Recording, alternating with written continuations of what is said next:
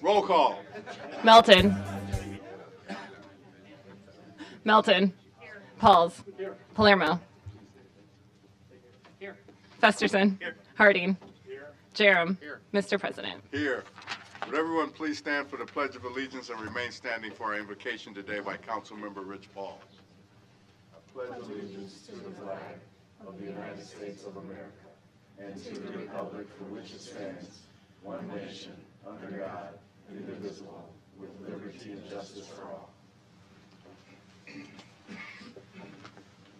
This was a good week from those of us who have roots in Kansas.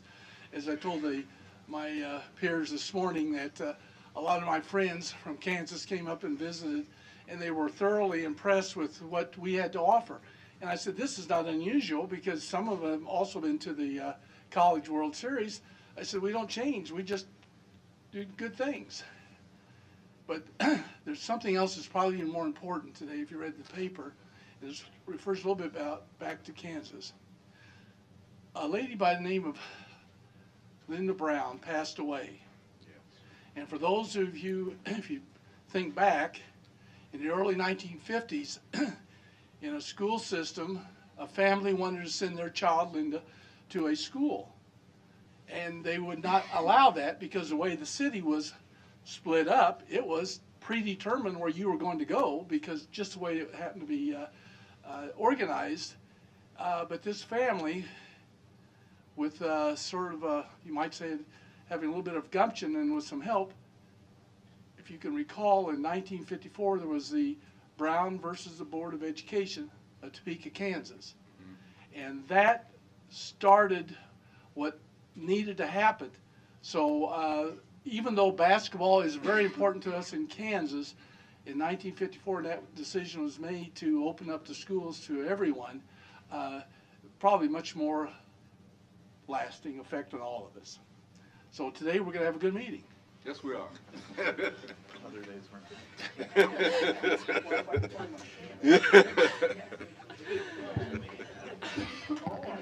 An affidavit of publication is on file for the pre-council and city council meeting, and a current copy of the Open Meeting Act is posted in a white binder on the east wall of the legislative chambers.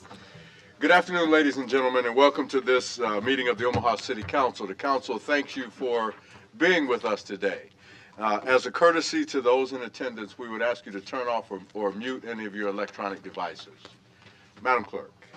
Item 6, an ordinance to create Street Improvement District number 6886 to improve South 85th Street from Pacific Street North to the end of the cul-de-sac and to fix and define the boundaries of said district.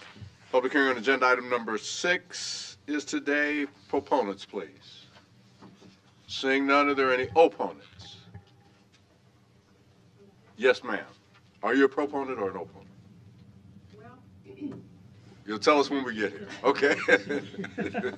My name is Paula Hazelrig. I live at 901 South 85th Street, and I am part of this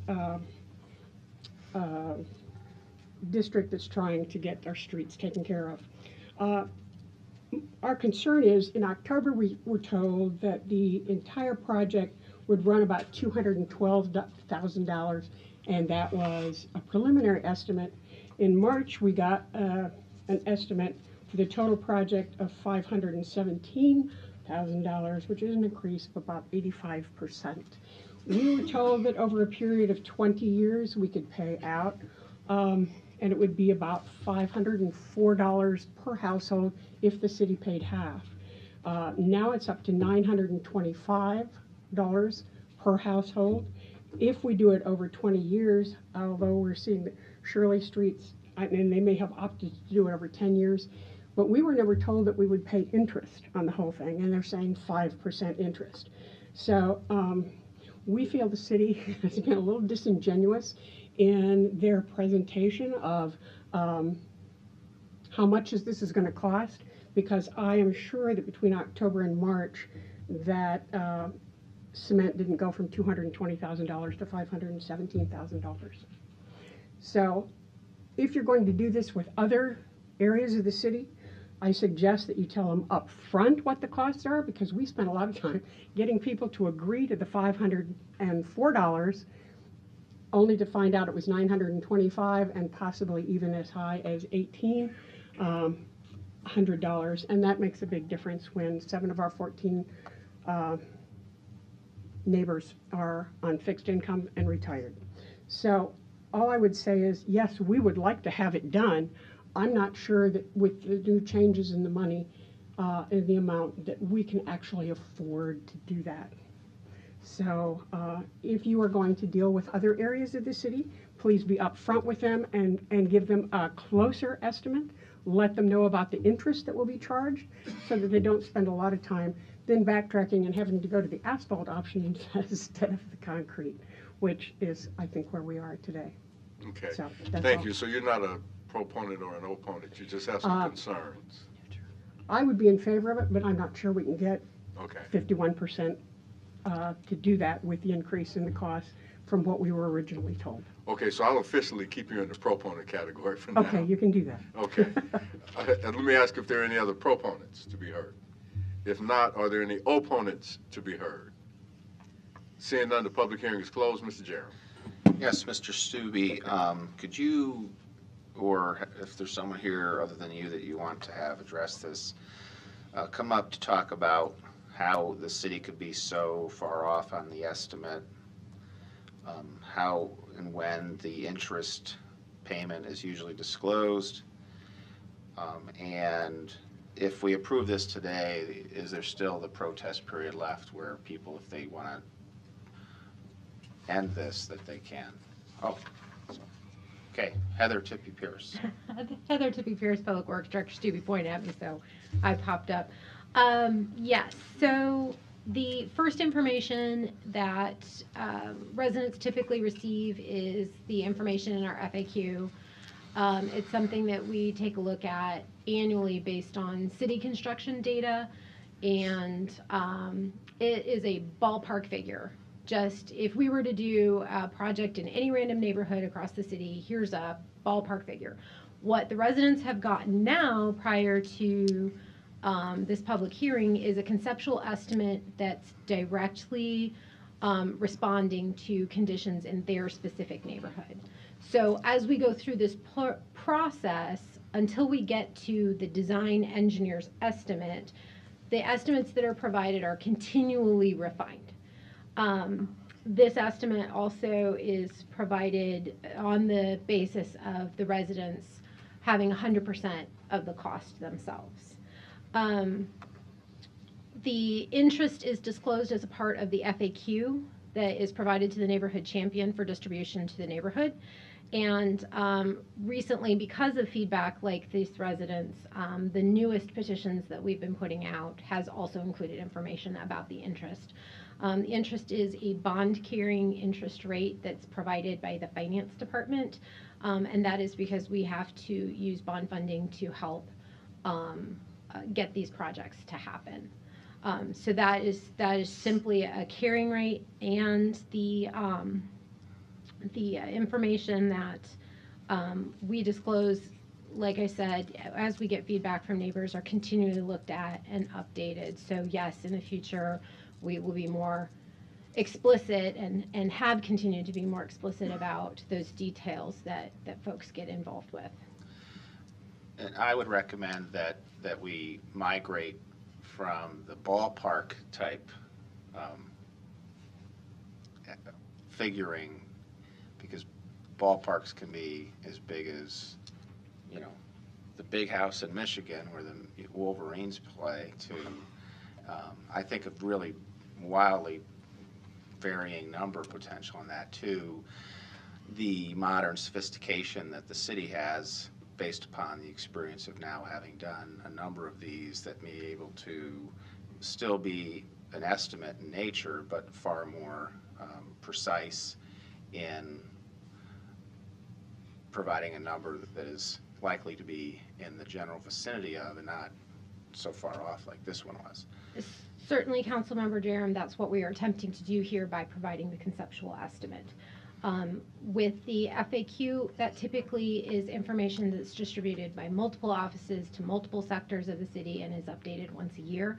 So it's very difficult to gauge, you know, what's going to be more appropriate. This is, you know, the figure that this neighborhood was provided was a middle of the road number based on 2015 construction data. Obviously, every year we look at that and we refine that number as costs escalate. But what we then do is when we have a neighborhood that is submitting a petition and serious about this process, that's when we provide this conceptual estimate for them so they really know what they're getting into before the protest period, which would be, if this is created today, the next step of the process and would afford them to then take a look at, okay, based on this conceptual estimate, does this really still fit with my life? And maybe they change their mind, or maybe people that were opposed from the beginning come forward and they have an opportunity to register that. So if this is created today, there's still that opportunity for additional questions to be answered, considerations to be made, and potentially a protest petition to be lodged. Now, there's a request to law that's pending that if this passes next week will come on, and I don't know whether it's for first reading or for just adoption, not by resolution, to have a 50-50 cost share.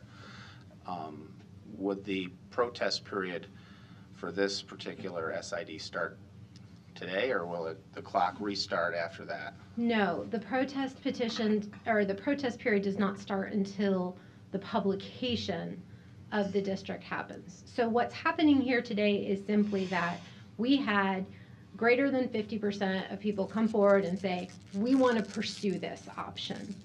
And so we create this district, we can create this conceptual estimate with this body, and then that allows us to do things like have a waiver for a cost share and start the protest petition, or protest period, which will come before you then with a resolution to publish. So you've got probably another week or 2 weeks at least before that clock would start. So assuming the 50-50 passes, the neighborhood would have just under 260 if this number holds true, instead of the 212 estimate ballpark figure that provided, instead of the 517. So my inclination would be today is to move this forward, because I'm planning on bringing an amendment that would provide for 50-50 cost share on your project from the city, which we've been doing on other projects like this. And assuming that passes, like the others have that have come through, you will still have time to decide as an SID what you want to do or whether you want to stop the process. And plenty of time to do it, in my estimation. So, yes. Heather? Yes. So Heather Tippy Pierce, Public Works, as a part of the bringing forward the resolution to publish the petition, the city clerk is then directed to actually physically publish it in a newspaper, and they also send certified copies of that publication. So every property owner is then notified. All right, thank you, Ms.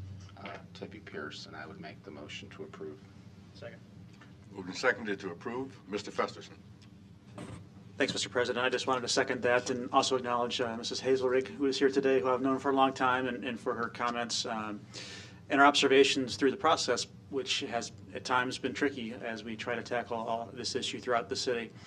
But I too will support what I think is a very important resolution by Councilmember Jerem, which will provide the city's 50% cost share on this project, as we have with others, to the extent that provides you some assurance and maybe another talking point as you talk with your neighbors during this protest period to keep things moving here and keep it reasonable for those that are offering to cost share to get it done. And observe that I have one on the agenda today too that's coming in a few weeks, 87th and Nicholas, where I'll be doing the same process and requesting the same consideration for 50% cost share from the city. Thank you. Thank you. Mr. Harding. Thanks, Mr. President. Heather, if you have just a minute, please. I don't mean to put you on the spot here, but I thought I heard you say this was updated annually, and your numbers, you said, were based upon 2015, not estimates, but numbers from 2015. Did this process start in 2016, or why are you using 2015 numbers? Heather Tippy Pierce, Public Works. A lot of the information that was sent out to this area of the neighborhood was started to go out in 2016. the other part of that too is that as we look at the numbers every year, if the number doesn't change, that ballpark figure doesn't change significantly, we just leave that number as it stands. Okay, I'll take that, I guess. Thank you. That's all I had, Mr. President. Thank you. There are no further lights, and it's been moved and seconded to approve. Roll call, please. Melton. Pauls. Palermo. Festerson. Yes. Harding. Jerem. Yes. Mr. President. Yes. Item 6 is approved, 7-0. Item 7, an ordinance to create street improvement district number 6887 to improve South 86th Street from Pacific Street to Shamrock Road and to fix and define the boundaries of said district. A is communication and support. Public hearing on agenda item number 7 is today. Proponents, please. Seeing none, are there any opponents? Seeing none, public hearing is closed. Mr. Harding, are you still up, or? Okay, you did. Mr. Jerem. Yeah, I would make the same motion with the same understanding and adopt the same comments that I did on the previous item. Second. Moved and seconded to approve. No further lights. Roll call. Melton. Pauls. Palermo. Yes. Festerson. Yes. Harding. Yes. Jerem. Yes. Mr. President. Yes. Item 7 is approved, 7-0. Item 8, an application to consider a Class I liquor license for Exarban Lodging LLC, doing business as Hilton Garden Inn Exarban, located at 6737 Francis Street. Public hearing on agenda item number 8 is today. Proponents, please.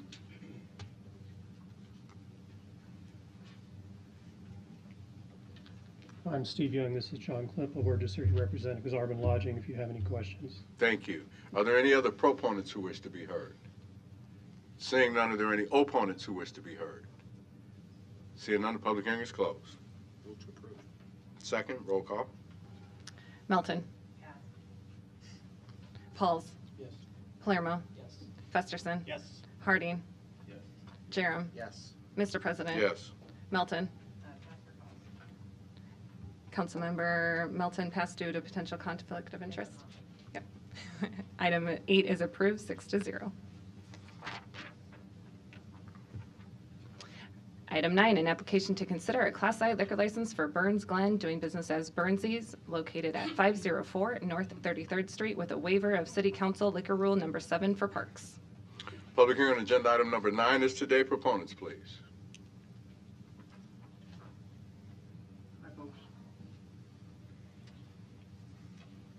I just have to. Name and address for the record, please. I'm sorry, what? Name and address for the record, please. Yes, this is Glenn Burns, and Burnsies is at 504 North 33rd Street, Omaha, Nebraska, 68131.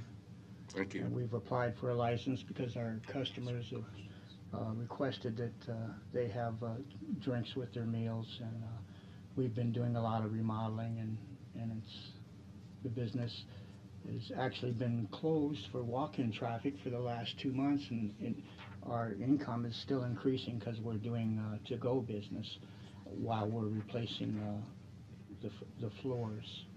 And so it's all looking a lot nicer. It's a very nice place.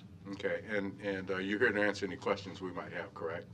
I'm sorry, what? You're here to answer any questions Yes, that yes, we might sir, have? yes, sir. Okay, thank you. Are there any other proponents who wish to be heard?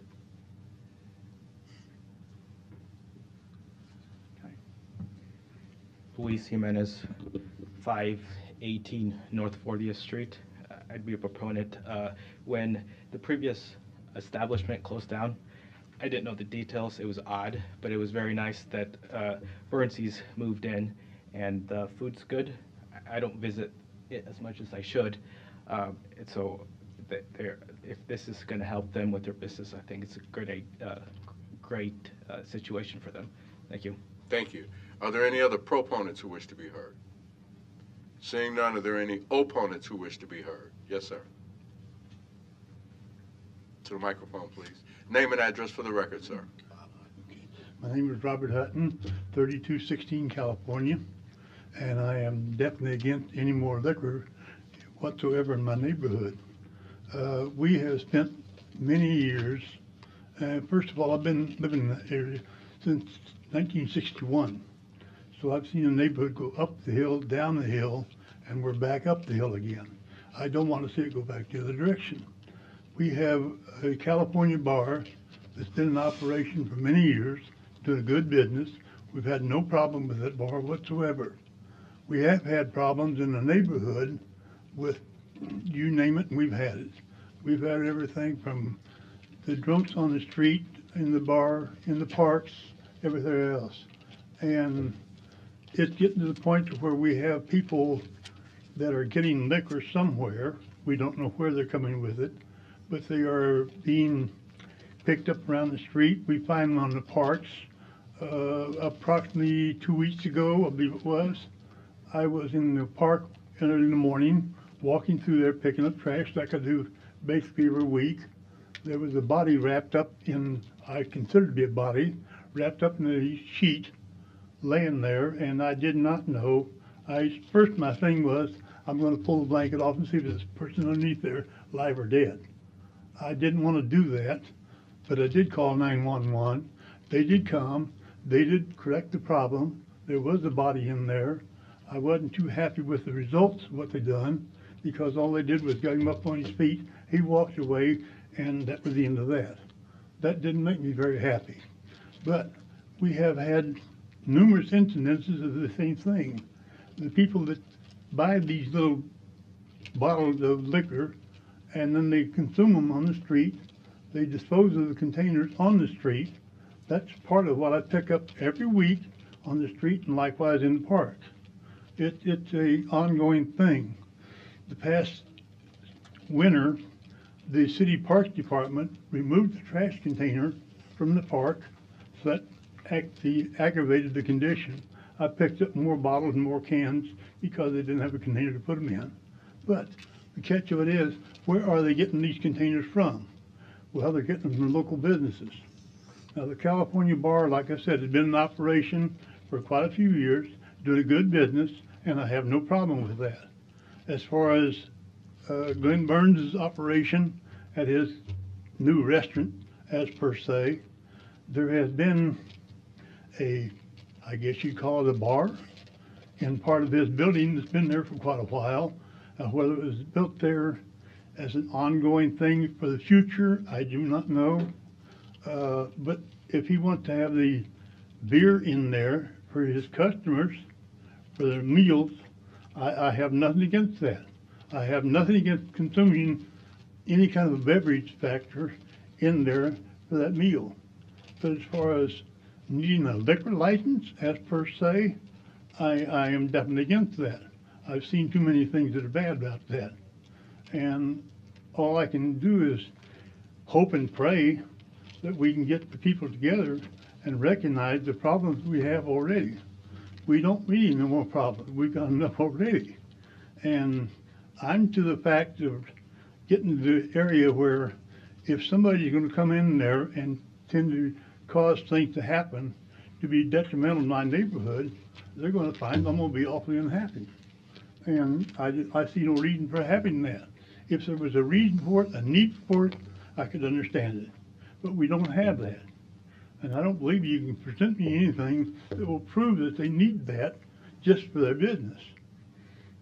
That takes care of the Burns operation. Him personally, I have nothing against him. Glenn's been around for quite a while. Not as long as I have, but that's all right too. If he wants to be halfway of a decent neighbor that we want to be, fine. Serve his beer with his meals or his sandwiches, and that's in his business. But that's as far as I care to go with it. That's it. We just don't need an additional liquor outlet. Okay? Thank you. Thank you. Thank you.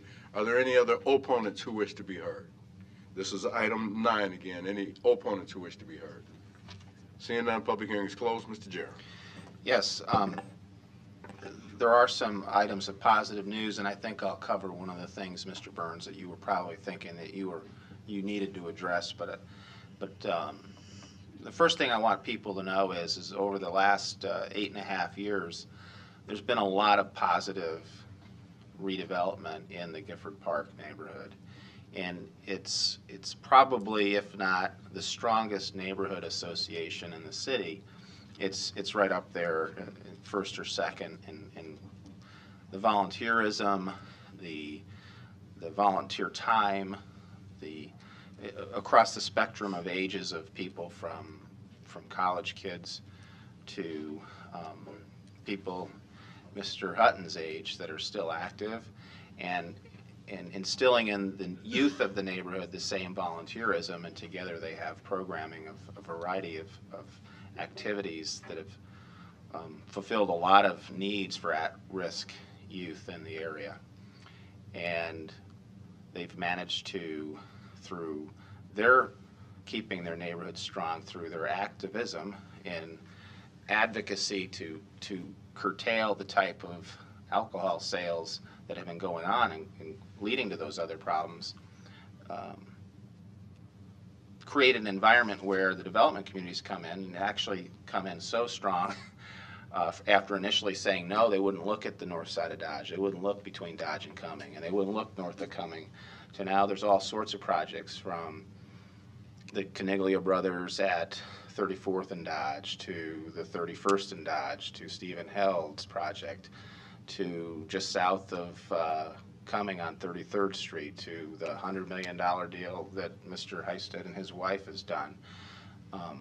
All of these things have happened for a reason, and if you've lived through the things that Mr. Hutton has and had the history and images burned and etched in your mind as vividly as he has over decades, you'd know why he was so passionate and maybe overlooked the fact that you had agreed to apply for a Class I license with no outside sales. It would be all consumed on the premises in the restaurant. So I think he's heard what you said and anticipated what you would say, Mr. Hutton, and many of your neighbors, and that's why in his license he's agreeing to keep this a true restaurant with just on-site consumption only as a part of their meal with no off sale. And that's why the neighborhood in general has not had the type of opposition with his license. The other positive thing going on with this particular license is he's managed to make the finance department happy because he's all square on his restaurant tax. So I want to compliment you for that and urge you to continue to stay on top of that, because if for whatever reason you fall behind, then and we hear about it, and then we have to make you aware of it. Yeah. Could I add? Sure. Yes, thank you very much, sir. Just First of all, name and address for me. I'm sorry, what? Name and address again for me. My name is Glenn Burns, and my address to my business is 504 North 33rd Street, Omaha, Nebraska, 68131. And what I'd like to comment on is Bob is one of the nicest people in the neighborhood. He's a really upstanding gentleman. He helps people, as I have also. Since 1978 is when I bought my building. So I've been there for 40-some years. And I've always helped people, and I've got a very clean record. I don't have any DWIs and no bad stuff on my record at all.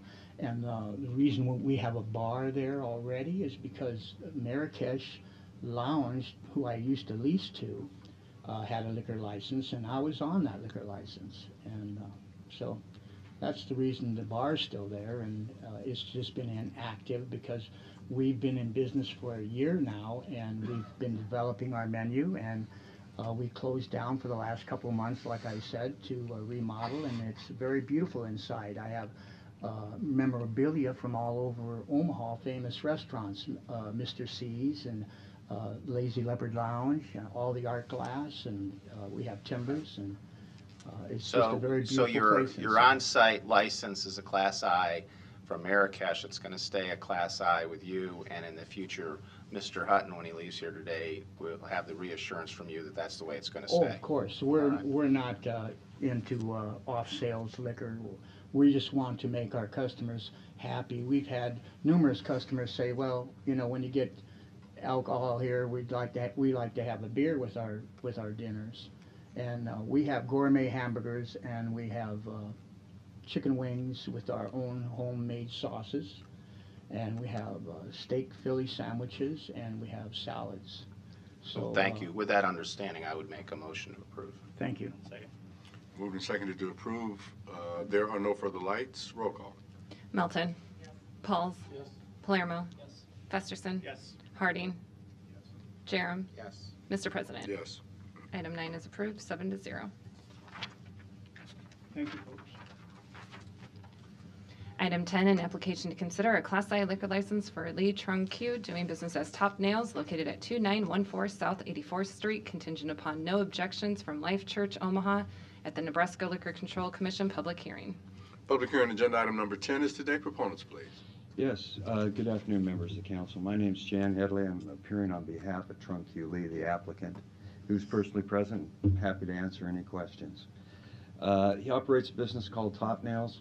It was established in 2003 by his father. He took over about 3 years ago.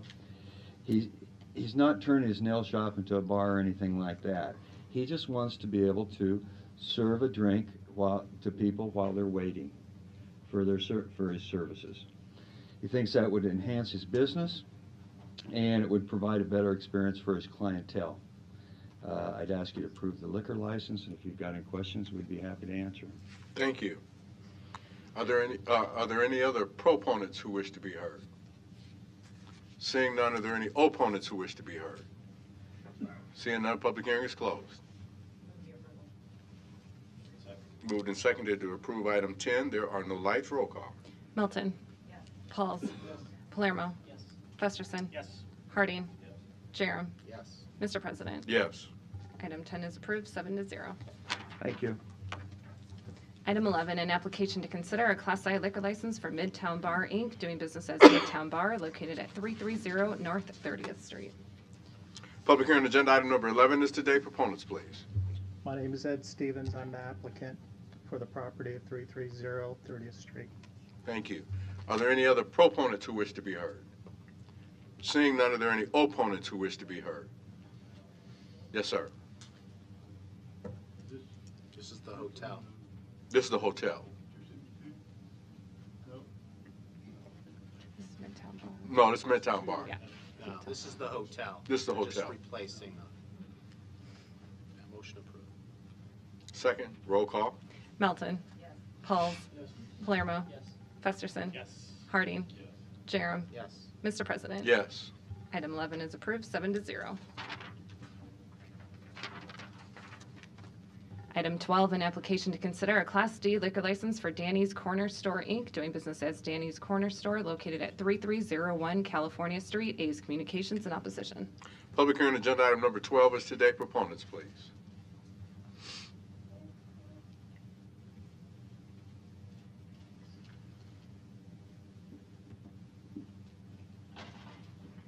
Good afternoon, members of the council. Chris Estwick with Fraser Stryker Law Firm at 409 South 17th Street. I'm appearing on behalf of Daniel Desi, the owner and operator of Danny's Corner Store at 3301 California Street. We do expect some opposition this afternoon, so I just wanted to hit a couple of points very briefly. Danny took over the corner store, the management of the corner store in 2012. Since 2012, there have been no liquor license violations.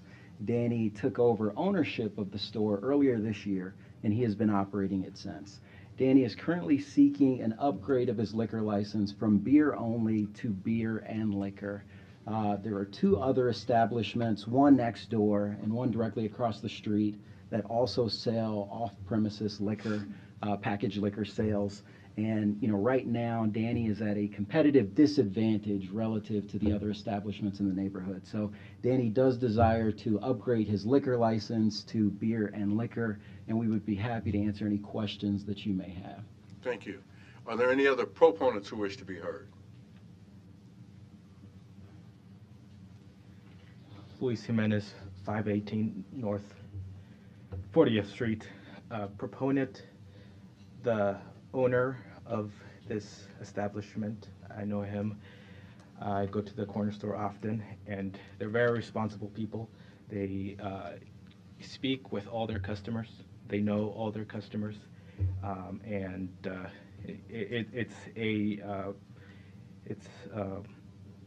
mixed area. So I can understand the opposition, but I'm in support. Thank you. Thank you. Are there any other proponents who wish to be heard? Seeing none, are there any opponents who wish to be heard?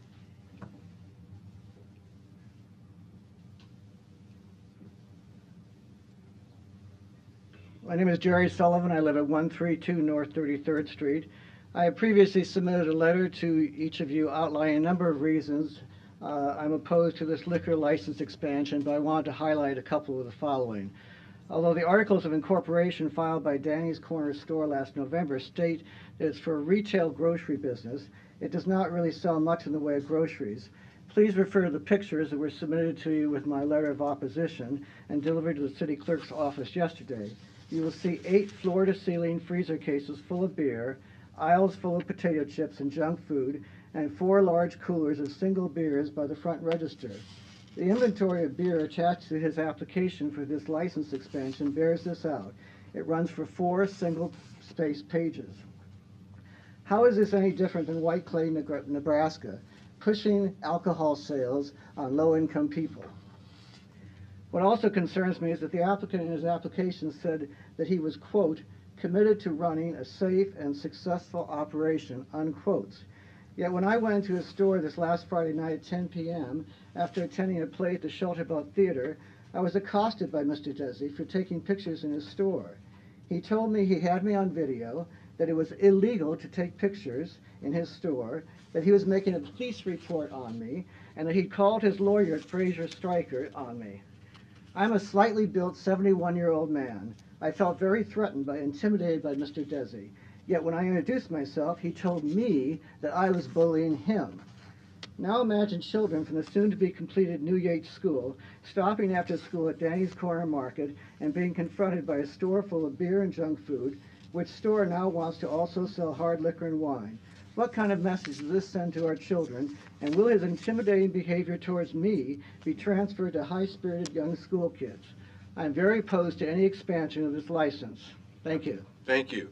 Are there any other opponents who wish to be heard?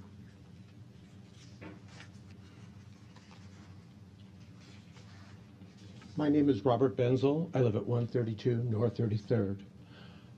We moved into Gifford Park 6 years ago, and the problems that we have had with Gifford Park stem from alcohol. When my partner and I had death threats on us, it was because our neighbors were drunk and they had actually gotten their booze from said store. Imagine, if you can, being a parent or a grandparent, and you are sending your kids to Yates Elementary, which is going to be opening, and I think it's the best thing that's happened to our neighborhood. But now leave the school and walk to this corner grocery store. You're not going to see snacks and food that a young kid could buy. You're already going to find beer up the yin-yang everywhere and potato chips. We need not a food desert, but something that is more proactive for children and for our community. Go into the parks and see the broken bottles, the litter from all of the alcohol consumed. We don't need more of it. And I thank you. Thank you. Are there any other opponents who wish to be heard? Again, my name is Robert Hutton, 3216 California. And as far as the same thing, additional liquor license or liquor consuming in our neighborhood is really not a necessity item. As far as the grocery store is concerned, I am all in favor of 100% of a grocery store. I have nothing wrong with that. It does that, I welcome it. But as far as a grocery store needing a liquor license to make a profit, there's something wrong there. It's either the bad business on the grocery store or possibly the operation. I don't know. But I do know that as far as the neighborhood is concerned, we don't need another liquor outlet whatsoever. As far as the sales are concerned, no, we don't need it. If he wants to sell the beer that they talk about during the normal business hours and so forth, I have nothing against that either. As far as the individual cans or individual bottles of stuff, that I'm definitely against 100%. As you've heard before, we have a litter problem, and I've mentioned the same thing, a litter problem that I don't really like to have every week when I pick the trash up because of somebody else. And the catch of the thing of it is, as far as Dan is concerned, I give him credit for one thing. He has made the store better. I give him that credit for that. He's also done some other things to improve the appearance of the building, there's one item that I have not mentioned to him directly, but on the canopy part itself, where it had different stores in it, it had a J&J, then it went, they put a K up there for K&J Grocery, and then they took the K off and then they painted it. Well, that's fine during the daytime. You turn the lights on at night, and it's a whole different story. It's not what I call a desirable advertisement for a neighborhood that we've been fighting for to get back up to where we are today. And as far as the future that we talk about, again, we got a grade school that's coming in now. That grade school is a plus factor to the neighborhood. We've been fighting for that for a long time. We finally got the school board to go along with that. Now, we have this thing coming on that's good, and we're trying to throw these bad factors back into it again. That's not what I call desirable. I'm sorry. It just doesn't work that way. As far as some of the statements that I've heard different people say, as far as that part's concerned, we see Danny standing outside of the store on the corner. And they say, well, that keeps the riffraff from coming in the area. Okay, I guess he does. I really don't know. It doesn't stop from what I see. There's times that we see up there people on the side of the building drinking or consuming a container. I don't know where they got it, if they got it inside or whether they built it somewhere else. I don't know. But I have seen them out there drinking their beverages. That, again, broken bottles, the little plastic jugs. I see a lot of that. And it's just detrimental to the neighborhood. I have been fighting for this neighborhood for quite a few years. I don't want to see it going back down the tube. We've seen it would hit the bottom level, and we've worked for many years getting it back up to what it is today. And we want to keep it there. We have people in the neighborhood today, they moved out of the neighborhood and then they moved back in. That's a good factor. If that doesn't say if they like the neighborhood for what it is, I don't know what it is. We have not had anybody move out of the neighborhood and stay out of the neighborhood. That hasn't happened.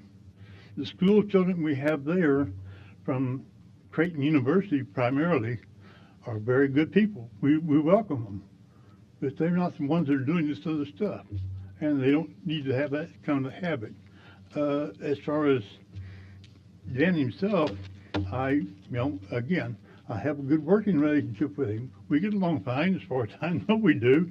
I go up there and talk to him pretty well about every day, or I see him at least every day.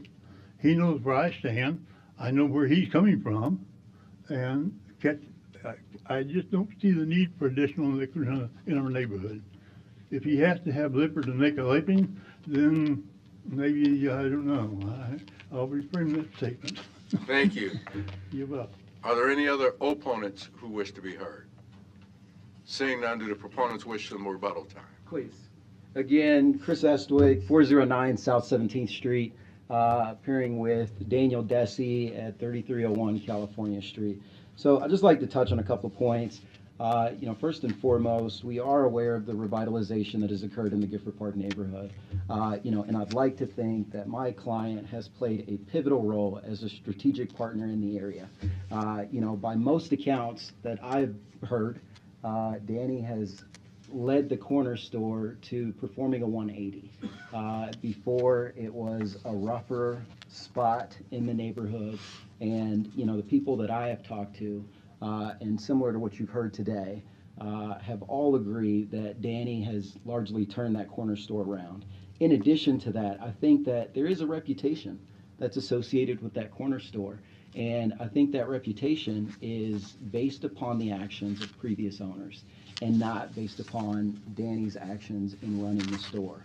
I will remind you that, again, there are two establishments, one right across the street and one right next door, that currently make packaged liquor sales. In addition to that, there are no less than a half a dozen that make packaged liquor sales within a 1 mile radius of Mr. Desi's store. Mr. Desi has been in constant communication, as have I, in the past 2 or 3 weeks, with the neighborhood association regarding this issue, and Mr. Desi has agreed to make several concessions to his license and to his store's operation in order to accommodate the concerns of the neighborhood association. Mr. Desi has agreed not to sell certain tobacco products. He has agreed not to sell any shooters, alcohol shooters of 50 milliliters. He has agreed to not sell any individual 12-ounce or 16-ounce cans of beer. You know, aside from those concessions, it just seems as if, you know, each time we go back to the neighborhood association with accommodations, they demand more and more and more. And it has gotten to a point where Mr. Desi is concerned whether his business will survive with more restrictive restrictions on his license. He has shared with me, I won't share with you today, but he has shared with me how much in revenue on a daily basis he will lose out on by not making any 12-ounce or 16-ounce individual 12-ounce or 16-ounce cans of beer, not making any sales for those cans, and then also not making any sales of the shooters. And that will be a significant percentage of his daily revenue. But he is willing to do that in order to show to the neighborhood association and to demonstrate that he is willing to be a strategic partner in the revitalization of the neighborhood because he wants to see the neighborhood improved. One thing I will note is that these concessions were not asked of the other establishments in the area, again, one next door and one across the street, and they are licensed to make those sales that Mr. Desi has already agreed not to do. So again, this places Mr. Desi at a competitive disadvantage. And, you know, we're essentially looking for fairness here. You know, we are definitely concerned with the revitalization of the neighborhood and the continuance thereof. But at the same time, Mr. Desi needs to be able to operate his business in order to stay afloat. One last thing, I think Mr. Desi has a different recollection of the events of last Friday night. You know, he doesn't feel that he, you know, accosted or assaulted anyone.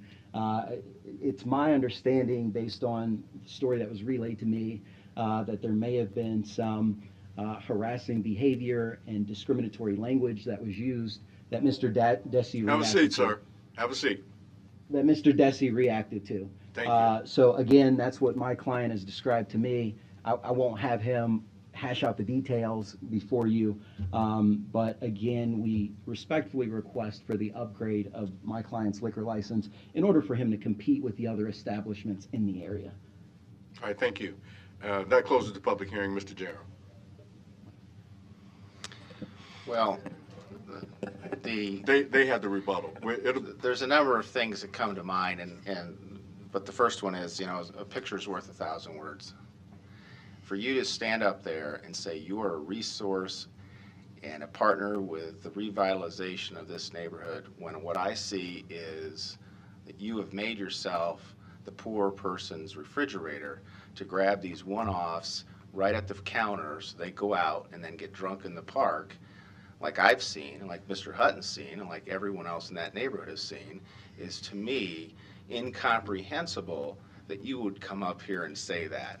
And for you to say that you need this to survive when you've operated this business since 2012 with a beer-only license, you know the books, the finances, and the operations of that business more than anyone. And when I hear you say you were at a competitive disadvantage for a store like Selena's that's not been back in here to get a new liquor license app or to change the app, who's had the license long before you were ever there, and when there's been another store that was the former Gas and Shop that's come before this council while they were open and agreed full well with every restriction that this council asked, I wonder about your veracity, sir. And you have no credibility with me when you say the things that you said through council.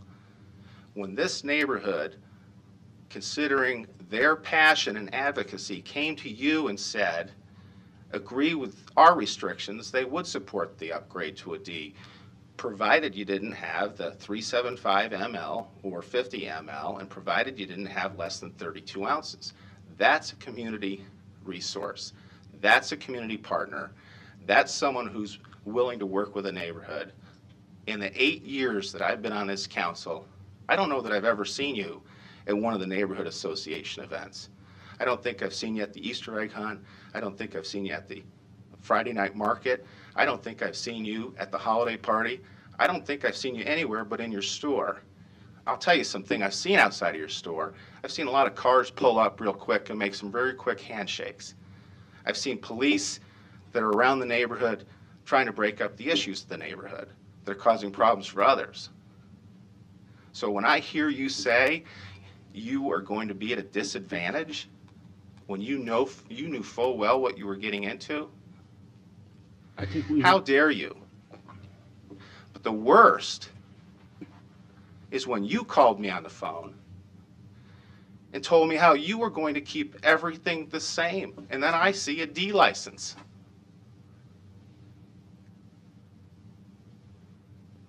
That's ridiculous. Ridiculous. So I'm gonna say just one thing, and you have a decision to make real fast.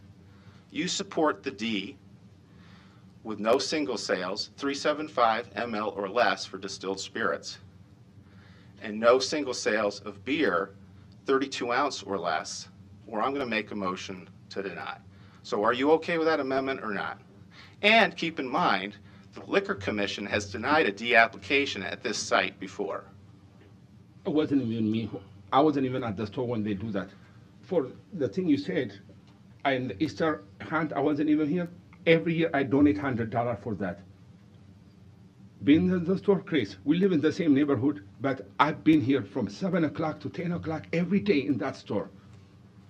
Every day, 7 days a week. That picture, it can't take anywhere else. Another thing, on the neighborhood, Mr. Ben, we've been to many funerals. I've been friends with everybody in the neighborhood. I work hard for that store, from where it's at. What they saying, why don't you guys walk out the store and see what we do? We are the member of Douglas County Health Department, being a healthy store. They even offer us $3,000-4,000, the state money. You guys can buy produce and give it to the state. You can ask the health department. I told them, no, I don't want to take a government money. I do it my own way. And I put the money on the table. We start selling produce. So what happened when you told me you were going to, quote, keep everything the same, Chris, nothing changes, till somehow you got money in your eyes, and you forgot all the good things, I'm still all a good guy, Chris. the goodwill, I'm a father. don't interrupt me, the goodwill that you had been working up, what happened to you? What happened? I'm just doing what I can, sir. That place is arranged. Do you know what it was like to go and show people who invest very easily in other parts of this city, to take them and get to 33rd and Dodge, and they would say, you can stop right there. We're not interested. I could have Sherry Rockwell from the planning department talk about what they had to deal with to get people interested in developing and rehabilitating that neighborhood, about clearing the homeless drunks and drug addicts and heroin needles out of the Turner Park North, the homeless camps between the hotel and Turner Park North. There's too many people working too hard, and you were one of them. You were one of them. And I think what happened here is greed got in the way. No, sir. No, sir. Then go back to the B or take the amendments you were offered. Because what you're doing isn't right. I'm saying when I came out. What's your answer? Sir. What's your answer? I'm just doing a. Will you amend or will you take a denial?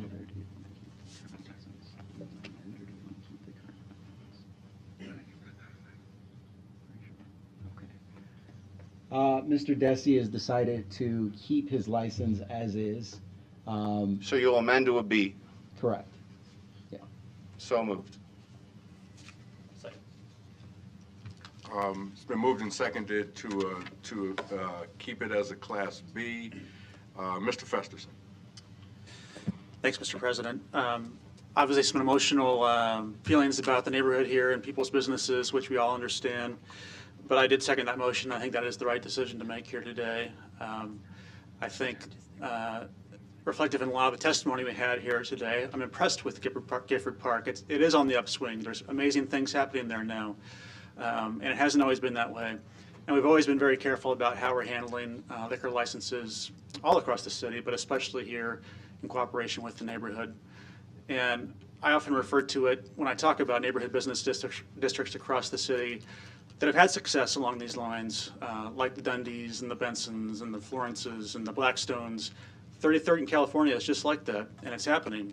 So I think it's wise that we proceed slowly, have you stay with the license you have, encourage you to continue to engage the neighborhood and be a good business owner that I think you can be. But I think the opposition here has a strong argument about taking it slow. I don't agree with the assessment that must have occurred about the incident that was described. I can't imagine that would happen, knowing some of the folks involved here that have provided testimony. But that aside, I think we are making the right decision here to keep it the same and amend to B, and I appreciate you making that agreement. And with that, that's why I support the motion. Thanks, Mr. President. Thank you. Mr. Pauls. Thank you, Mr. President. Mr. Jeremy, you said you have been involved in this about 8 or 10 years? 8.5 years? Well, here I'm from West Omaha, and I've been involved with this longer than you have. Because when I was in West Omaha, I was a school principal, and I worked with the Omaha people from Yates. I can still remember going to some of the meetings, and they said, well, we can't go at night because the neighborhood is a little scary, because things were going on at that time. And they were really, really afraid of losing their school. But I said, you can't have a school where the top windows are all open because of the heat.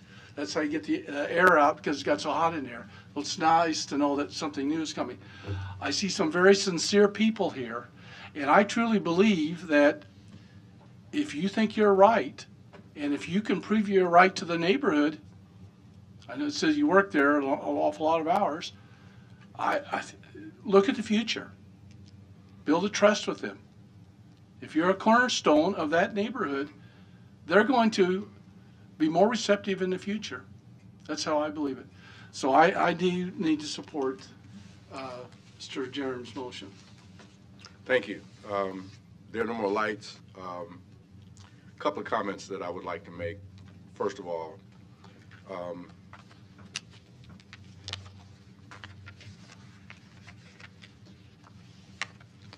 I'm going to have to see how the vote goes to decide if I'm even going to support this. Because when I saw this, this is not what we agreed to. This is not what the people that you bought this or purchased this from, this is not what we agreed to. We agreed to only selling 6-packs. We didn't agree to sell any single cans or single bottles at all. This is upsetting to me, to be honest with you. I'll have to see how the vote goes. I have to see when it gets to me what I decide to do here. Mr. Jerem made you a generous offer about no single sales, and he offered you the opportunity to sell spirits, but you couldn't sell them in less than 375 milliliter containers. Correct.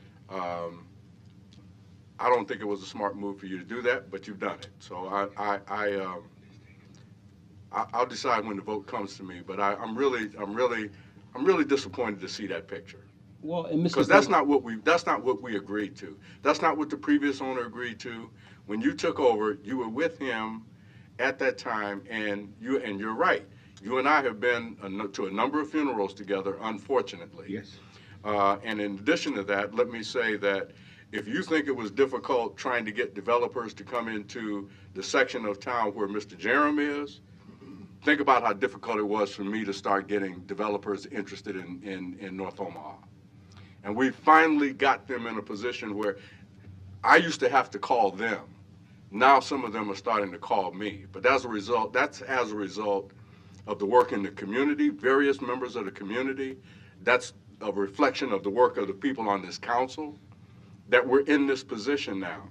And I'm like Mr. Jerem, and I don't want to give up the opportunities that I think exist in North Omaha and can exist in North Omaha. But that picture, I got to be honest with you guys, that picture bothers me. I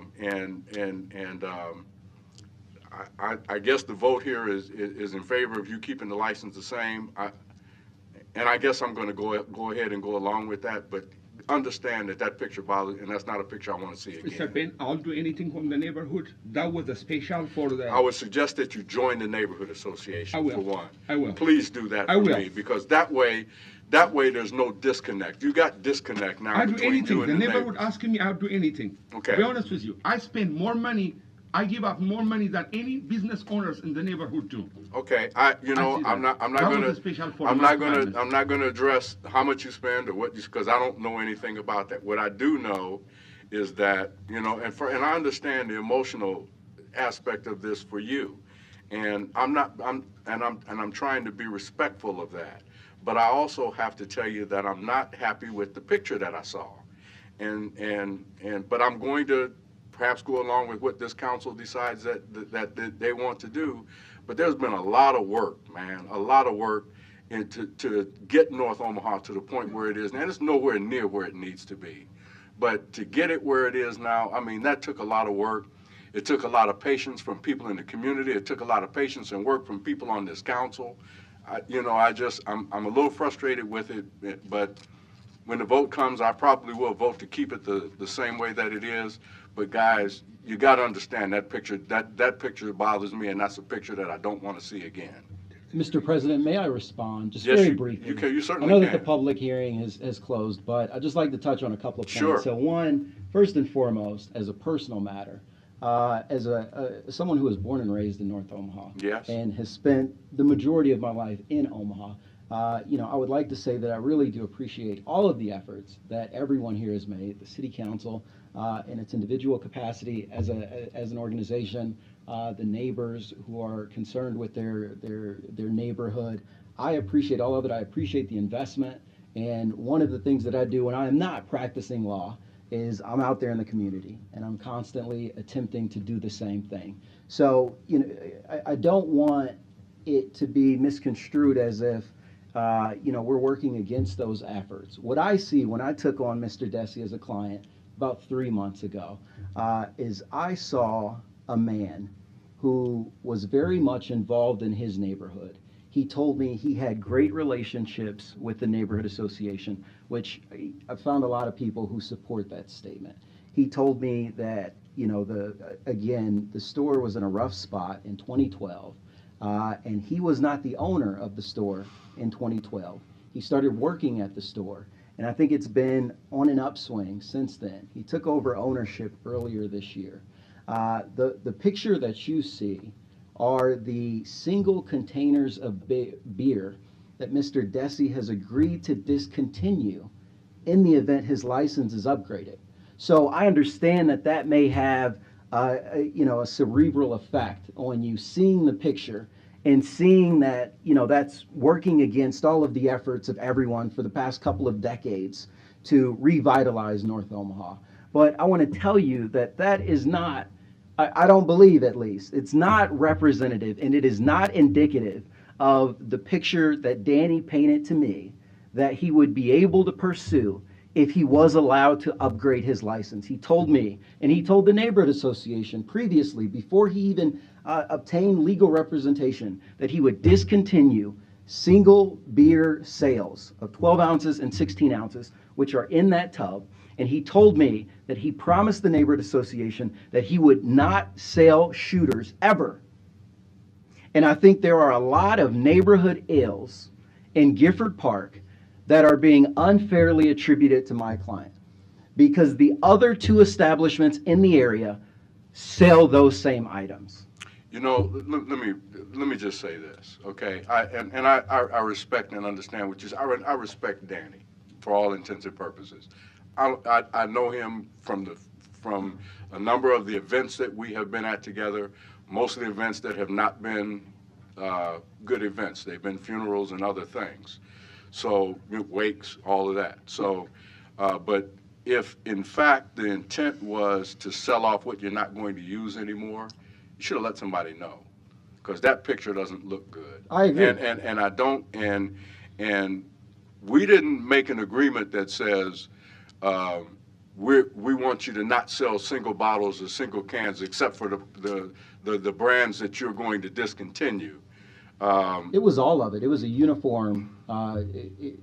There was no, it was based on size, not based on brand Yeah. or alcoholic content.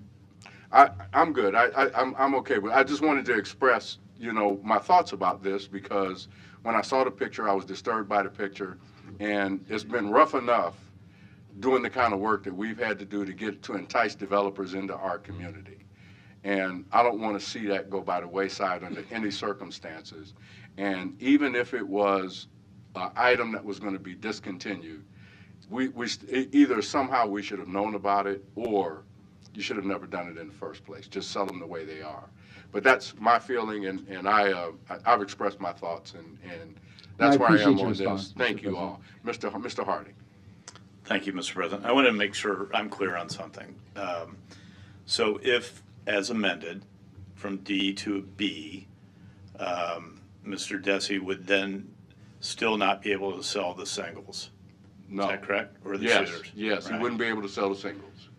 So I guess and it's not my decision, obviously, it's Mr. Desi's. I'm a little confused as to why he wouldn't take the deal. deal I'm a on little the confused D. by that. That's why I got confused, That's Mr. what- President. I will take the other deal. You'll take the other deal. Yeah. But no single sales. No single sale, yeah, we told Okay, them already. and no shots, millimeter, No 370 millimeter shots No of shots. anything. Yeah, Ben, Mr. Ben, I'm sorry. I already told them, when I get my upgraded, I told Chris Foster, we even sent email for Chris. We stopped the single beer, that thing is moved. The picture you see out there, it was for March Madness, Budweiser giving us a deal with the top.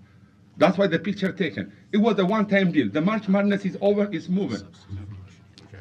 All right, thank you. Mr. Jerem. Okay, so, Mr. Desi, what I hear you saying is you will accept a D license with the following amendments. No single sales of distilled spirits 375 ml or less. No single sales of beer 32 ounce or less. Yes. And you approve that amendment? Yes, I do. So moved. Second. Roll call.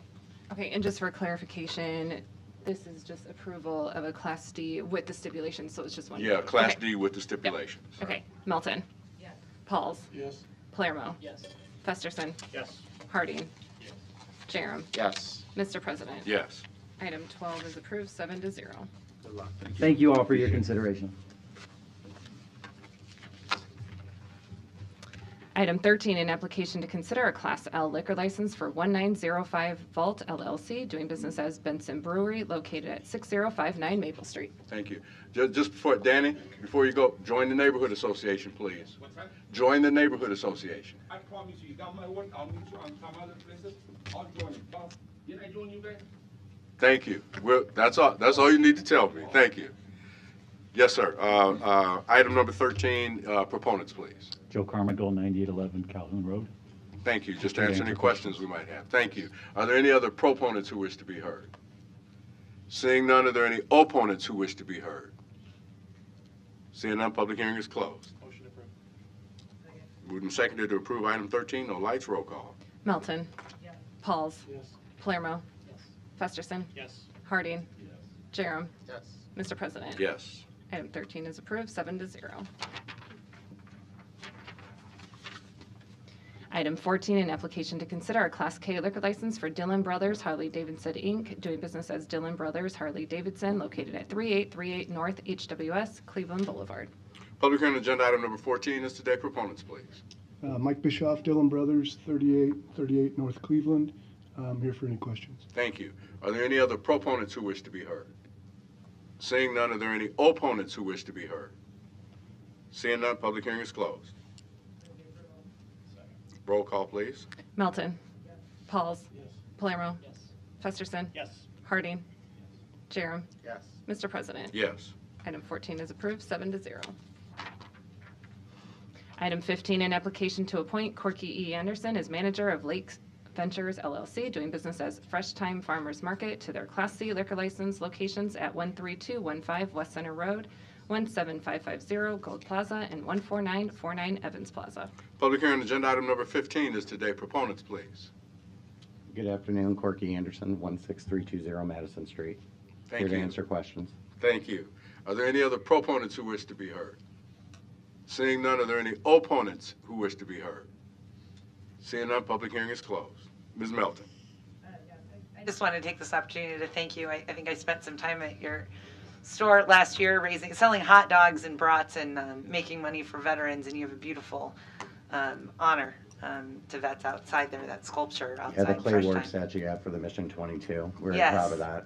And I just want to thank you because in addition to being a great grocery store that I do enjoy going to. I used the one on Maple more than yours, but I'll let that go. This we time. let that How's go. But I want to just thank Fresh Time for being a part of the community and always being a partner and donating back and thank you for the money that you raised in honor of the veterans. Well, thank you. We're very proud to be operating the 3 stores in Omaha. The one at Lakeside and the one in Miller just crossed over their 1-year anniversary. So yeah, it's been a great market for us and been very well received. And yeah, we continue to look to ways to partner with the community. Very proud of that. So thank you very much. So with that, I move to approve. Moved and seconded to approve item 15. Mr. Pauls. I just want to make a comment about your particular store, 132nd, because I eat at Jimmy's Eggs all the time. Okay. And I do shop at that store, but also you work with an organization called Saving Grace, and they Yes. speak very highly of you. So I think you do give an awful lot back. For relatively new to the community, you do give an awful lot back to us. Appreciate that. Thank you. Thank you. It's been moved and seconded to approve item 15. There are no further lights. Roll call. Melton. Pauls. Yes. Palermo. Festerson. Yes. Harding. Jerem. Yes. Mr. President. Yes. Item 15 is approved, 7-0. Thank you. Item 16, an application to appoint Harry D. Washington as manager of North Omaha Loves Jazz Cultural Arts and Humanities Complex, Inc., doing business as Loves Jazz and Arts Center, to their Class I liquor license located at 2506-2510 North 24th Street. Public hearing on agenda item number 16 is today. Think you can handle it, Doug? Oh, well, I'm pretty sure. No, I'm kidding. Proponents, please.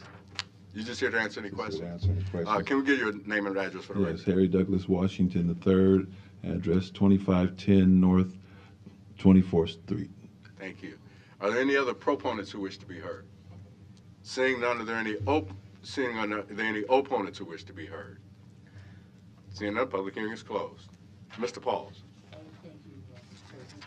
I haven't been there for a while. Tell me a little bit, what are you doing right now at your particular establishment? Well, we still continue to promote live jazz, art, and the arts for the community, for children. The liquor is basically, because we're event-driven, it's basically for our customers to have liquor for events and rentals and so on and so forth. Yeah. You have sold me a few shots of liquor. Okay. But I just, what are some of the jazz groups that are coming up? Because I may want to go back again. Do you have any in top of your mind? Well, of course, we always feature the local groups here in town. Which are good. We have Janetta Vanetta. She's a jazz cornet player out of New York. She'll be coming in April 27th and 28th. She'll also be doing a master's class at UNO that weekend while she's in town. And so we have some others scheduled throughout the rest of the summer too. Okay. Yeah. Thank you. Thank you. It's good to be a member. You get notifications when we have events. Well, you know, as much money as I've spent there in the past, I'm a member several times over. Yeah. Is there a motion? So moved. Moved and seconded to approve item 16. No lights. Roll call. Melton. Pauls. Yes. Palermo. Festerson. Harding. Jerem. Yes. Mr. President. Yes. Item 16 is approved, 7-0. Thank you. Sure. Consent agenda. Any member of the City Council may cause any item placed on the consent agenda to be removed. Items removed from the consent agenda shall be taken up by the City Council immediately following the consent agenda in the order in which they were removed, unless otherwise provided by the City Council Rules of Order. The public hearings on agenda items number 17 through 22 were held on March 20, 2018. Motion approved. Moved and seconded to approve. No lights. Roll call. Melton. Pauls. Yes. Palermo. Festerson. Yes. Harding. Jerem. Yes. Mr. President. Yes. Items 17 through 22 are approved, 7-0. The public hearing on agenda items numbers 23 through 47 are today. If you wish to address the City Council regarding these items, please come to the microphone, indicate the agenda item number you wish to address, identify yourself by your name, address, who you represent, and if you are a proponent or an opponent. And I understand we're going to take 45 and 46 off of the agenda because the person's not here. Is that accurate? 45, 46, okay. We'll take 45 and 46 off the agenda, so it would be items 23 through 44, and then 46 and 47, if we're going to make a motion. 45 and 46. 45 and We'll get it 46? right, Okay. So the motion would be 23 through 44, and then 47 and 48. Nope, just 47. Just 47, Yep. okay. I can't count. 47, okay. Y'all caught me. No. Is there a motion? Moved and seconded to approve. No lights, roll call. Did you hold a public hearing? Oh, I'm sorry, Mr. Harding. I'm sorry. Just wanted to bring up item number 40. As we all know, in addition to dodging potholes, we've got a number of construction projects going on around Omaha. It seems a lot in northwest Omaha as well. This item will greatly aid in the assistance of getting traffic moved around a little better at 192nd and Blondo. And I appreciate all the work that the city and Public Works has done with Union Pacific as well to get this this project underway. And I'm told by Director Stubbe that it should be up and running within the next couple of weeks upon approval. Okay. Thank you. Okay. Yeah, I did.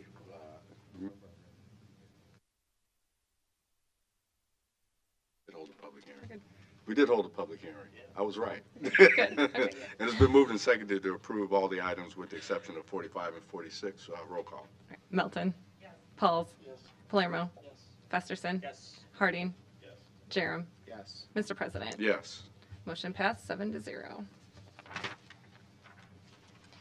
we have to formally lay 45? Yeah. We need to make a motion to lay those over. 2 weeks. 2 weeks? Well, you wanted to lay them over. wouldn't Yes, please lay over for 2 weeks. To the April 10th? Yes, Okay. That's your motion? it is. Second, roll call. Melton. Yes. Pauls. Yes. Palermo. Festerson. Harding. Yes. Jerem. Mr. President. Yes. Motion passed, 7-0. Item 48, an ordinance authorizing the issuance of a purchase order to Univar USA, Inc. in the amount of $510,375 for the purchase of sodium bisulfate to be utilized at the Water Resource Recovery Facilities for a 12-month period and is extendable for 2 one-year periods with approval of both parties. Public hearing agenda item number 48 is today. Proponents, please. Seeing none, are there any opponents? Seeing none, public hearing is closed. Next item. Item 49, an ordinance approving a redevelopment tax increment financing loan agreement with 1701 LLC to implement the Habitat for Humanity Adams Park Project 2 tax increment financing redevelopment project plan located between 30th and 32nd Streets, Pinckney and Emmett Streets in the amount of $350,000. Public hearing agenda item number 49 is today. Proponents, please. Bridget Hadley, City Planning, here to answer questions you may have, and the developer is also back there if you have questions. Thank you. Are there any other proponents who wish to be heard? Seeing none, are there any opponents who wish to be heard? Seeing none, public hearing is closed. Next item. Item 50, an ordinance levying a special tax assessment for litter on certain lots in the City of Omaha, Group 2018-07. Public hearing agenda item number 50 is today. Proponents, please. Seeing none, are there any opponents? Seeing none, public hearing is closed. Next item. Item 51, an ordinance levying a special tax assessment for cutting and clearing weeds, grass, and worthless vegetation on certain lots in the City of Omaha, Group 2018-08. Public hearing on agenda item number 51 is today. Proponents, please. Seeing none, are there any opponents? Seeing none, public hearing is closed. Next item. Item 52, an ordinance to amend certain portions of special levy ordinance number 10222, levying assessments for weed abatement in the year 2017 by repealing 2 assessments and to levy a special tax assessment for weed abatement to a property for Group 2018-01. Public hearing on agenda item number 52 is today. Proponents, please. Seeing none, are there any opponents? Seeing none, public hearing is closed. Next item. Item 53, an ordinance to amend certain portions of special levy ordinance number 10223, levying assessments for weed abatement in the year 2017 by repealing 2 assessments for Group 2018-02. Public hearing on agenda item number 53 is today. Proponents, please. Seeing none, are there any opponents? Seeing none, public hearing is closed. Next item. Item 54, an ordinance to authorize the Omaha Public Library to approve a bid from Lionsgate Security Solutions to provide security services for various library facilities in the amount of $196,422 for a period of 2 years, with 2 one-year options to extend from March 15th, 2018 through March 14th, 2020. Public hearing on agenda item number 54 is today. Proponents, please. Seeing none, are there any opponents? Seeing none, public hearing is closed. Next item. Item 55, an ordinance to amend Section 23-177 of the Omaha Municipal Code by adding the employment classification entitled Household Hazardous Waste Technician with an hourly pay range of $20.62 to $25.41. Personnel Board recommends approval. Public hearing on agenda item number 55 is today. Proponents, please. Seeing none, are there any opponents? Seeing none, public hearing is closed. Next item. Item 56, an ordinance to amend Section 23-177 and 23-178 of the Omaha Municipal Code to reflect changes negotiated between the City of Omaha and the Omaha Police Managers Association for the years 2018 through 2021 to provide for a wage increase for individuals holding the rank of police chief and deputy police chief, to provide for a change in the method of calculation of longevity pay, and to provide that members of the police management will change to the high deductible health care plan in place for police bargaining employees. Personnel Board recommends approval. Public hearing on agenda item number 56 is today. Proponents, please. Good afternoon, council members. My name is Mark McQueen. I work with the law firm of Barrett Holm, acted as negotiator on behalf of the city along with Tim Young in negotiating this contract directly with the chief and his staff. My purpose today in addressing you is to provide a quick overview of the contract, a little bit of background, and to ask for your support. This contract negotiation began in the tail half of 2017. A little bit of unusual circumstances occurring at that time. Specifically, the chief was being contacted by other employers who were interested in recruiting him to leave the city of Omaha and to go to work somewhere else. The chief then, now, and as always, was committed to the city of Omaha, wanted to stay in the city of Omaha, and wanted to be transparent about his communication not only with the city but with other potential employers. He spoke with the mayor, made his intention clear. The mayor likewise wanted the chief to stay in Omaha and asked me then to engage directly with the chief on trying to negotiate a contract with the chief. The idea behind those negotiations was obviously to keep the chief in Omaha for an extended period of time, but also negotiate a compensation package that was market competitive, in particular given the recruiting efforts that were underway at that time. Negotiations were successful. We had a chance to talk about it briefly with you in the latter half of the year. Basically, the contract term that we negotiated is for 4 years, beginning in 2018 and running through 2021. On the wage side, the compensation side, what we did was negotiate an increase in the chief's 2018 salary up to $198,500. That's approximately a 6% increase versus what the chief was earning in December of 2017, pursuant to the existing pay progression schedule. That was really the only atypical compensation term within this deal. The remainder of the chief's command staff in 2018 under this proposal would receive a 3% increase in 2018, and in the entire command staff would receive 3% increases in 2019, 2020, and 2021. So that's the compensation side. In addition to the base salary, we also addressed an inconsistency between police command staff and fire command staff in the city of Omaha, specifically with regard to longevity pay. You may or may not recall that in 2012, we transitioned the fire command staff to a percentage basis for their longevity pay rather than a flat dollar amount. The police command staff, on the other hand, remain at a flat dollar amount as of this point in time. In percentage terms, the fire command staff longevity pay ranges between 3.25% and 3.75%, depending upon their years of service. It starts at first 7 years at 3.25%, and it advances to 3.75% after 21 years on the force. So what we wanted to do was create a similar progression in longevity for police command staff, and that's part of our proposal.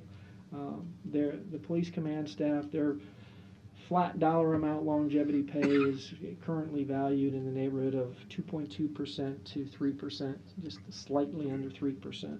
So that was part of the proposed deal as well. Now, in return for the increased compensation, we transitioned, or proposing to transition the police command staff to a high deductible health plan that is currently in place for the police rank and file. You may recall that with the police rank and file, we negotiated 3% annual increases in exchange for their willingness to move to this high deductible health plan. In a nutshell, the high deductible health plan, as the name implies, increases their out-of-pocket exposure by a significant amount, essentially $2,600 or $2,700 for single coverage, $5,400 for single plus one coverage or family coverage. This high deductible health plan also includes a health savings account component by which the city makes a lump sum contribution to the health savings account. Also includes, in the case of police management, increased premiums. Their premiums go from 10% of the total cost for single coverage up to 15% for single coverage. And for family and single plus one coverage, they move from 17% to 23%. So essentially, they're going out of pocket a significantly higher degree than before, but that some of their their exposure to out-of-pocket cost are offset by a lump sum city contribution and a matching city contribution that starts at 75% of their savings up to a maximum of $500 for single coverage or $1,000 for family coverage, decreases in 2020 to a 50% match, capped out at $375 for single coverage and $750 for family coverage. The only other noteworthy item as part of this deal, there was an inconsistency between the rank and file sick leave accrual and the command staff sick leave accrual at the police department. So we eliminated that inconsistency in terms of syncing up their maximum or their unlimited sick leave accrual and the rate by which they accrue sick leave over the course of the year.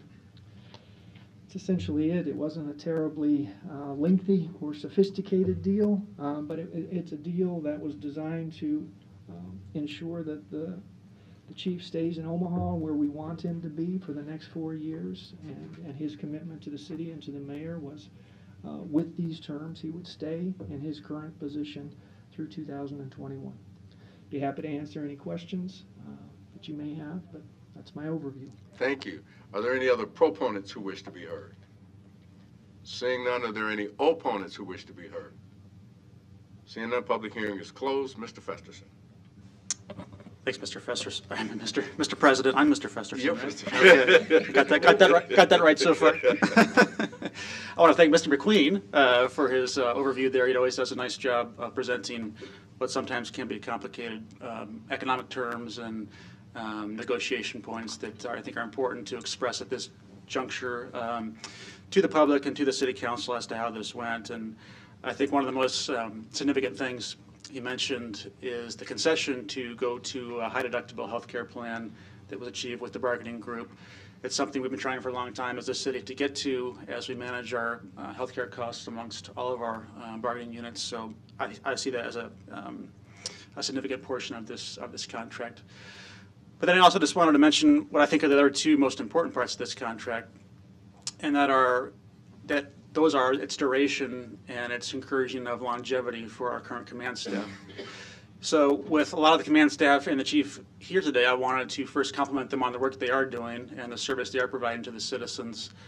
And I think at a time when we're seeing positive improvement with our crime statistics and positive engagement with the community, this is a very important time to engage our current command staff in a discussion about longevity of service, because they are relatively new as a team.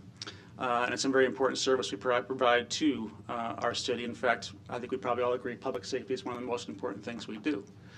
So to hear Mr. McQueen say the conversation with the chief and others was that this agreement would assure we maintain this command staff through 2021, I think is a very important part of this agreement as well, especially with a very young police force itself.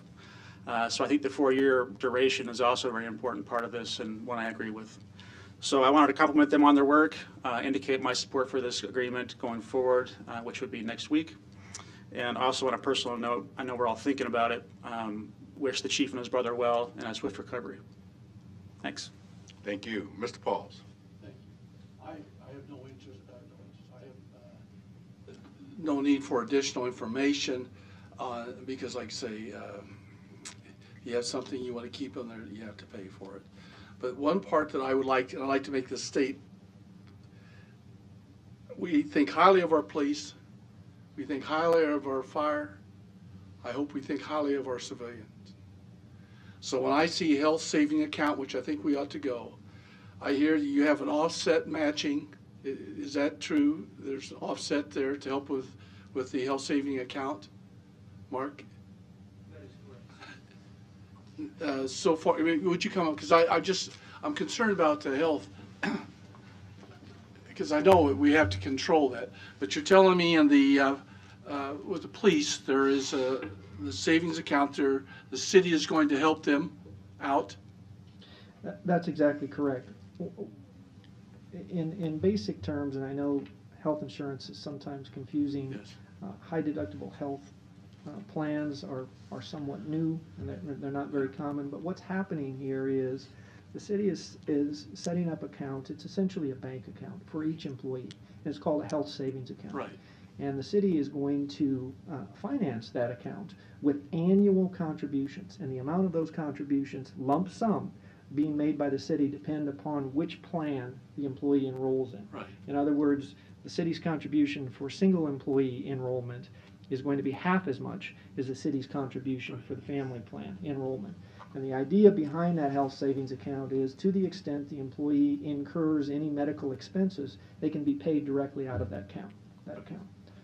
So lump sums occur once per year in lump sum in advance of the year and then grow over the course of the contract.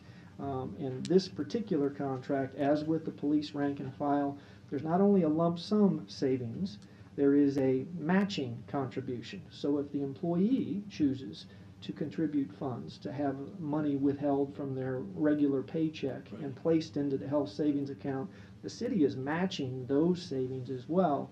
Currently at 75%, eventually in 2020 that match will be reduced to 50%. And there's a limit on how much the city is contributing, both in terms of the lump sum and the match. Okay, and indirectly then I held more accountable for how I spend my money too then. I mean, that's part of the deal, which I think is good. I mean, it's our responsibility. That's exactly the theory. The theory behind these accounts is when employees have that money in their own account and it's going to stay there for their use in the future whenever they may need it, they're going to be selective about how they're going to be better consumers of medical services. Okay, so we're leading, the police are going to be in that. The firemen are already in it. The police rank and file are in it. The fire folks have their own. Oh, that's right, they have their own. I forgot about that. What about the civilians? The civilians, we're currently in negotiations. We're in active negotiations with Local 251. We have not yet begun negotiations with some of the other so you civilian can't give me the bargaining units. details. Yeah, it's premature, but recall that for years, we've all emphasized the advantages of having a single plan at the city. Right. One plan, one city. And our negotiations reflect that philosophy. Now, to the extent we're successful or not, or whether everybody has the same intent, too early to tell, but this is one step in that direction. Okay, and that's why I think health savings accounts are important, and I do like the offset. If the city's putting money in there to encourage, so I'm assuming that's the plan for everyone. I don't know if it is or not, because it's negotiations. That's exactly correct. Okay. Thank you, appreciate it. Thank you. Thank you. Mr. Jerem. Yeah, I don't want to take too much time other than to say that when you have good people who are recognized among the best at what they do, it's not uncommon that other communities will want to try to poach your talent and put their good talents to work elsewhere. And I was looking up to my right during the previous item in Gifford Park, and each one of you have had a personal stake in that neighborhood. And I don't think it would be right if we excluded you from the recognition for the entire effort that's gone on in that part of our city and elsewhere to bring down crime, to be a partner and a resource and connect with the community. And you've spent a significant time doing it, and your results are showing, and that's just one small example. So I support this. No one from my district has contacted me in opposition. I think, at least in District 3, my constituents recognize the fine work you're doing and want to pass that along. Thank you. Ms. Melton. Thank you. Yeah, I would like to say normally when we're doing pay raises and things like that, there are a couple people that are always contacting me and opposing it. I have to say that I have heard unanimously from people throughout my district that they are very happy with the work that the Omaha Police is doing, management and the leadership of Chief Schmatter. So I want to thank all of you. Every year since I've been on council and we look at the crime stats in our community, I know that there's a few things we need to work on, but that some of the major crimes in our community, the shootings, the murders, they've gone significantly down. Then I've also looked at the community involvement. And the community involvement that Omaha police officers are putting into, and yourselves in management, in engaging with the kids, engaging with families, and engaging with the people in Omaha, that you do on your own time, and that officers are doing on their own time. It's absolutely amazing. I think you should be very proud, and we appreciate everything that you're doing for our city. In my opinion, it's a shame for, first responders, police officers, our firefighters are so very important. You're there when we need you. You're there for our families. You're there to, save us when we need it. You're willing to run into the fire, not only that, the gunfire, or regular fire, whatever it is, you're willing to sacrifice for all of us in our community. So with that, there isn't actually an amount that's probably good enough to pay you what you deserve, and there's always got to be that balance. So I hope that you're happy with this, because I do want to keep all of the police management. I'm grateful Chief Schmatter is going to stay for another 4 years, but I hope that, I know I see the others, I hope everyone decides to stay, because I think as a team and as an entire police force, you're all working great together. And I just want to thank you for that. And I thank all the citizens by not objecting to this and not sending any emails to any of us. I haven't gotten any. Councilman Jerem hasn't gotten anything. I think that says a lot, and that the people appreciate you too. So thank you. The only comment that I will make, 2 of you have been captains in North Omaha, and with the police chief, I don't know that there has ever been a time that community police relations has ever been as high as it is. And I think that's a credit to all of you and the work that you do, both on the job and off the job. Chief Newman, I think you were the one that introduced cops and bobbers, isn't it? Okay. And we've been doing that at Benson Park for what, last 4 years, 3 years, 4 years? 7 or 8 years, okay. So not only are they involved, they create stuff to get involved more.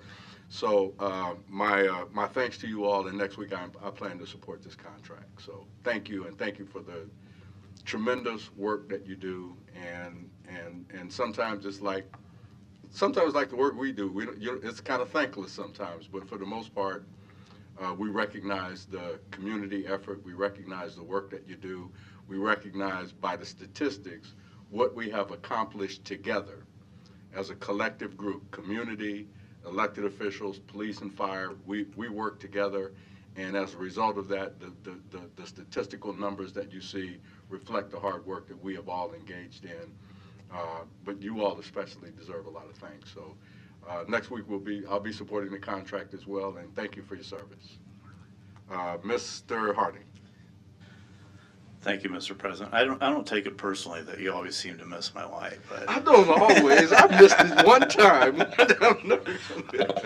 I will be very brief, but I think it's important to note too is I think I just read, it seems like today, maybe it was yesterday, but an article about how our metropolitan area is quickly approaching 1 million people. And we're opening a 5th precinct out in the Elkhorn area here shortly.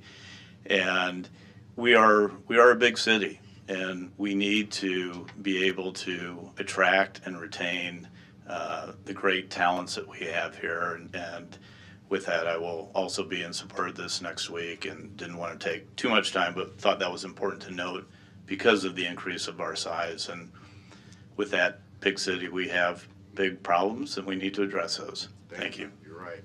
Mr. Palermo. Thank you, President Gray. To be even more brief, I just wanted to also add on, with this contract, which is a very nice contract, the services that the deputy chiefs and chiefs are providing is well worth it. I know in the beginning, I'll be honest, I was cautious, just like I would be with any contract. I had quite a few questions. I appreciate that they were answered, and I'm definitely in support of this, so thank you for all you do. Next item. Non-action items, items 57 through 64 do not require a public hearing or city council consideration at this meeting, but will be placed on a future agenda for public hearing and or vote. The reason for non-action is noted after the item on the agenda, as well as the date the item is expected to appear on agenda for consideration. Is the motion adjourned? So second. Moved and seconded to adjourn. Roll call. Melton. Pauls. Yeah. Palermo. Festerson. Yes. Harding. Jerem. Yes. Mr. President. Yes. Motion passed 7-0. Meeting adjourned at 3:41.